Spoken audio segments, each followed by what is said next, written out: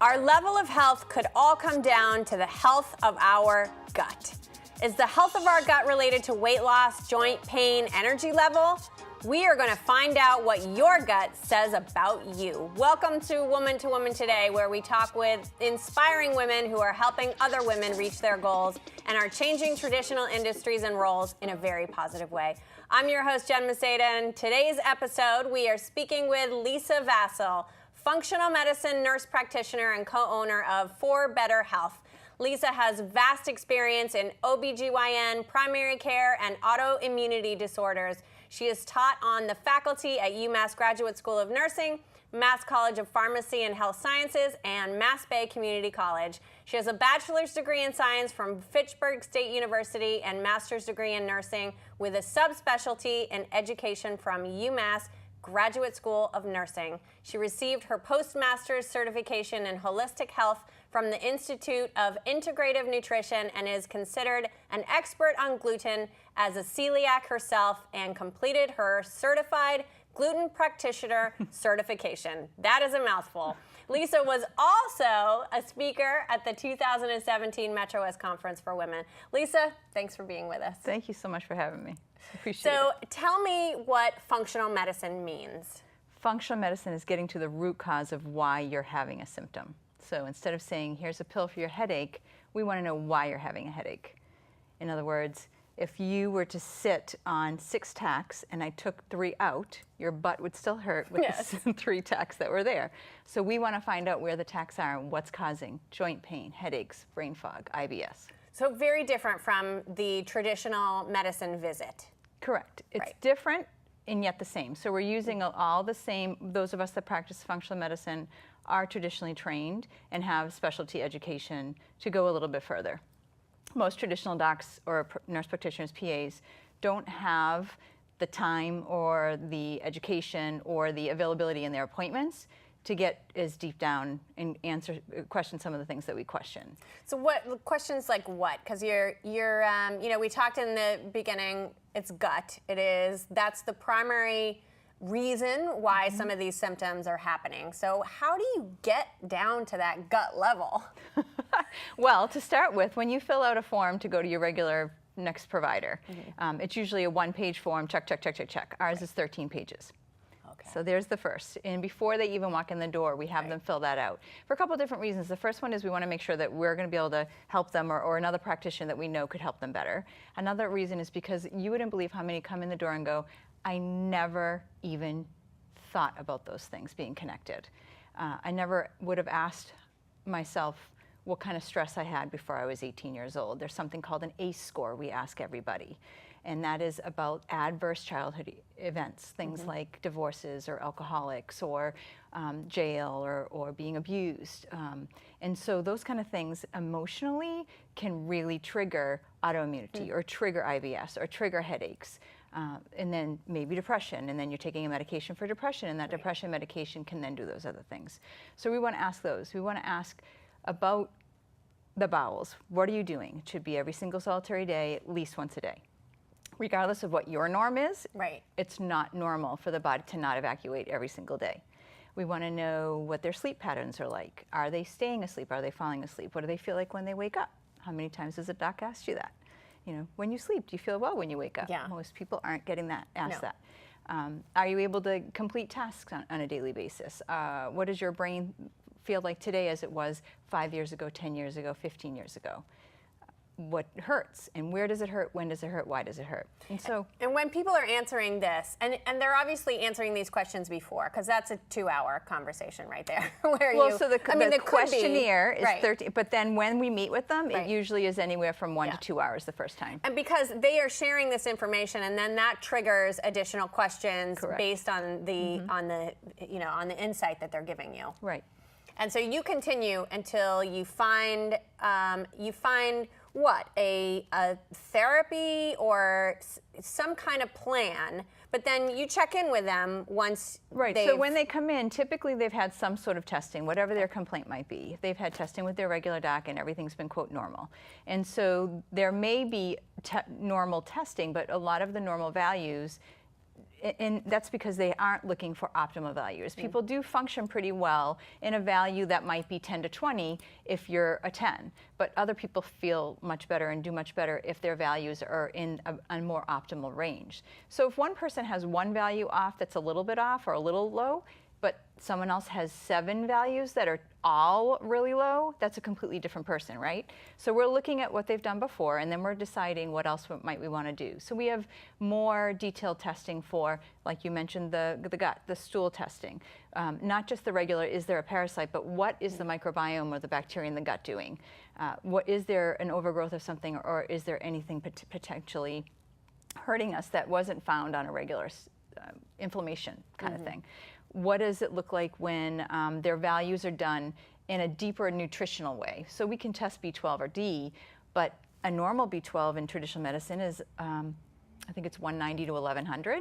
So if you were 190, maybe your child comes home with the grading system is 190 to 1100. Would you want your child to come home with a 190? No, you'd want them to come home with like an 800, 900. Sure. And so those are the kind of things that we're looking for, but we also have detailed testing. When you test in the lab, you're looking at what you've eaten or consumed in the with a supplement in the last 7 to 10 days. We have lab testing that shows what you ate, what you consumed, supplement or diet, what you actually absorbed in the gut is, and then what you assimilated or put into your cells. That's a 3 to 6 month test. Wow. Way better test, right? So if you ate really well or took your supplements and then you went to the doctor, had your blood drawn, it's going to look different than 3 to 6 month average, similar to what they have for like diabetes. Okay. So they would need to treat that in a very specialized way, obviously. So 2 things. One is, what are people coming for? For better health. What are they saying? Because it could be a little embarrassing to come forward and talk about some of the symptoms. So what do they say to enter the door? And then what are the actual symptoms that they well, they're fed up. So whatever it is that they're coming to us for, they're fed up, which I do want to talk about off air. We talked a little bit about that. But they have had testing for either severe, like they don't poop more than once a week, or they're pooping way too much, or they have severe bloating that's uncomfortable, and they feel like the day goes on and it gets worse and worse and worse, and they don't want to go out to an evening event because their belly is so big at night. Or there might have gas, which is embarrassing. So those kind of things, bowel-wise, they just want to fix it because they're embarrassed. And then the other things, they're missing work because they have headaches, or they're too tired, or they're not able to sleep. And after weeks and weeks and weeks of that, it's terrible. You have people who are just getting more and more medication for joint pain or diabetes or high blood pressure or cholesterol. And that's kind of all they're being given. Even with a little guidance on nutrition, it's not helping them. And so they come in and they say, can you do something else or something different or help me get this done?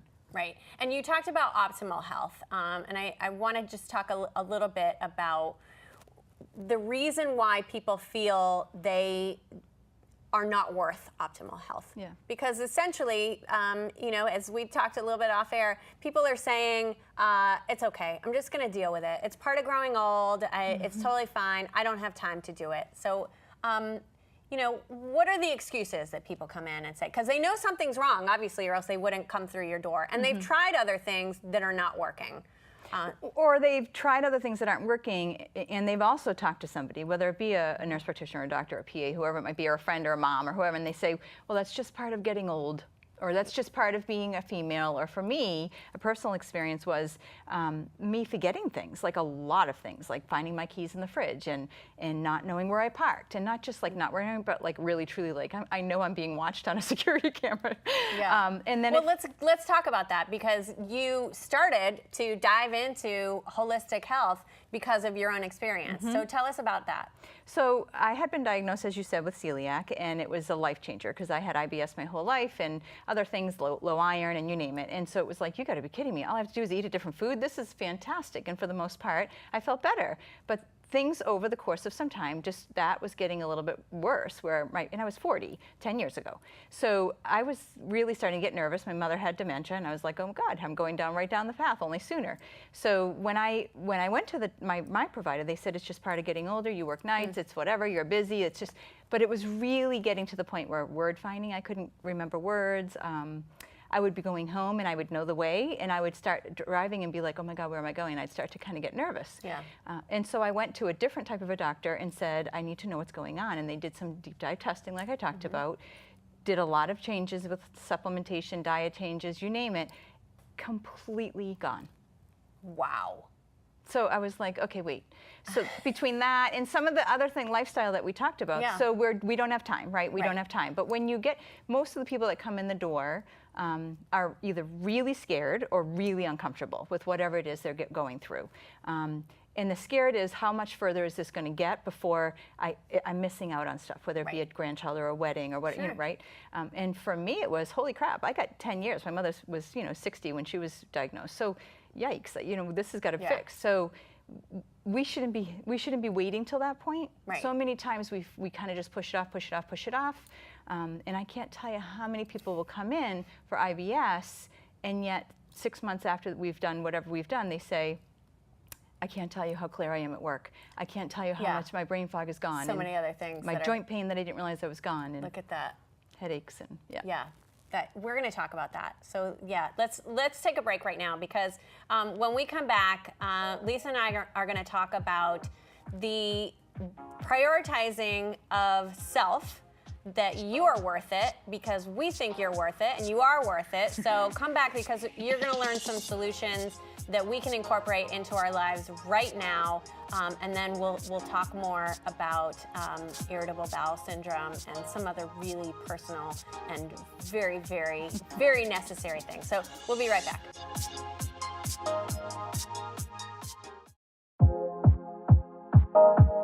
Hi, welcome back. We are talking with Lisa Vasile from For Better Health, and she is a functional medicine nurse practitioner. Now, Lisa, in our last segment, we were talking a bit about why women are pushing things to the side instead of really taking the time to focus on them and to eliminate these symptoms that they're feeling. So you say part of the problem is what? Prioritization, number one. We are taking care of every single other person besides ourselves first. And I get it. Believe me, I'm a mom of 3. I got my parents who were both sick at one point, my sister, my kids, the work, own a business. But it gets to the point where if you don't put yourself on the list, we're never even on page 1, never mind on the list, that you're basically pushing away things that are going to onion and blossom and get worse and worse. So I tell people that if you can, think about yourself like you would a loved one, typically our child, right? So if your child had IBS or headaches or joint pain or a rash that was weird, you would bring them in multiple times. Or as I tell people a lot of times, when we do complain, it's usually at our GYN appointment, because that's the one that we all stick to, because half of us don't go to our primary care every year, right? So we go when we say, I can't sleep, or I have joint pain, or I have headaches, or I have IBS, and they may or may not say, try XYZ, or go to a different person. And they might test. And if that testing is normal, then it's like, well, I tested that. Like a good example is like a celiac test. Oh, it's not celiac because it's definitely not gluten because I had a celiac test. Doesn't mean that you don't have an allergy or an autoimmune, but you could still be intolerant to it. You could have issues with low magnesium if you're constipated and have headaches and high blood pressure. Bam, it's a magnesium deficiency. So where can you find a time? All of us are on the internet. All of us are on social media. Follow people that are going to inspire you. Follow people that are going to teach you things of owning whatever symptom that is bugging you, or really rearranging your life. Yeah. The thing is, I don't know if people think of them as symptoms. You know what I mean? You are so right. You are so right. It's just who they are and what they think. And it's just what's happening to my body. I'm getting right over. Now, my body's in pain. Well, unless you're like working out, it shouldn't hurt. And even then, it should only hurt for a day or two.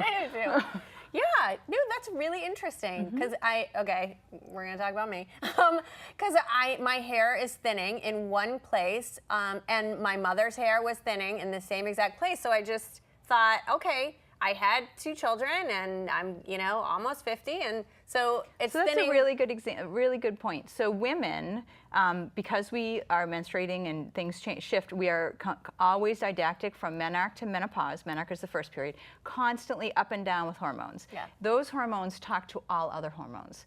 Your insulin hormones, right? So those are the ones that control our glucose and our ability to metabolize food. Our vitamin D hormones, our testosterone hormones, therefore hair and libido. It also controls thyroid hormones. I had the thyroid tested, it was normal. There's another example. Normal is 0.5 to 5.5. Optimal is less than 2. If you're 3.5, you likely have hypothyroid.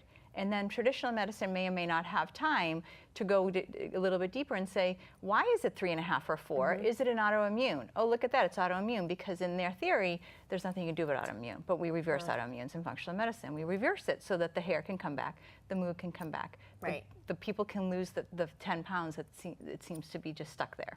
Okay, so now women are not prioritizing themselves because they're taking care of everyone else first. And then let's say the kids leave for college, or they finally move out of the house, and you find that you have a little bit more time. Now, what you just said was you can change what is happening and revert back to potentially, you know, you at 10 years younger or 20 years younger. Should they wait though and just say, and I can't guarantee anyone can revert back, but we can reverse some autoimmunity. And what I mean by that is you'll always have, like I'll always be celiac, but my celiac numbers are negative. You can have Hashimoto's thyroid, but you can have negative numbers so that you don't have the actual attack on the body all the time, because autoimmunity is your body attacking itself. You don't, in the risk of having one gives you the risk of more. So you keep that off, it's great, even though you still have it. Female are at a 5-to-1 risk of having an autoimmunity compared to men because of hormones, stress, lack of sleep, toxin exposure. I mean, we're getting exposed to all the cleaning products. Not that the guys don't clean, but we're just more exposed.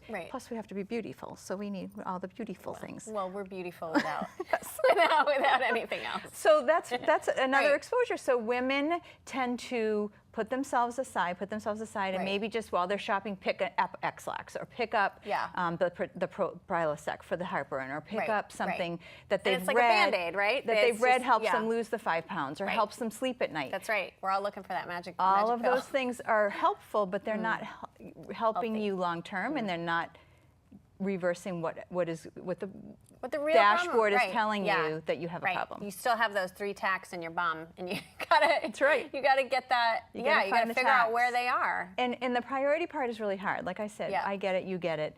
It is really truly about making a commitment to the person who is running the show. You're the CEO, right? So you have to take a half hour or 45 minutes every single day to do something to improve your body. That's right. And that might be, instead of chips, eating carrots. I mean, as little as that might be. The 3 rules I have is try to eat 80% of the food that you eat being whole food. So that the food that you put in, you know what it is without looking at a label. And then the next one is 20 to 30 minutes every single day of moving. It doesn't have to be a big exercise class. If it is, great. But if it isn't, walking stairs, yoga, up, just do down dog child pose, great. And the other one is self-love. Women are not giving them self-love. And that has so many different definitions. So what's your idea? Self-talk. So if you talk to yourself out loud to another person and they heard what you were saying to yourself, would you have friends? Would your family talk to you? Probably not. No, because they'll think I'm crazy. There's a lot of that. Someone caught me I was trying something on the other day in the store, and I was totally talking, and the person goes, "I agree with you," from the next stall. See, we should all be doing that for each other. That's right. So, I mean, but really, truly self-love about, instead of beating yourself up about something, how could you change that to be like, oh yeah, I get that, but I'm going to improve that, or I love myself enough to do X, Y, Z. Make a menu and try to stick to it, because if you don't make a menu, you don't know what you're doing. You're just flying by the seat of your pants. You don't know what to shop for. You don't know what to cook that night.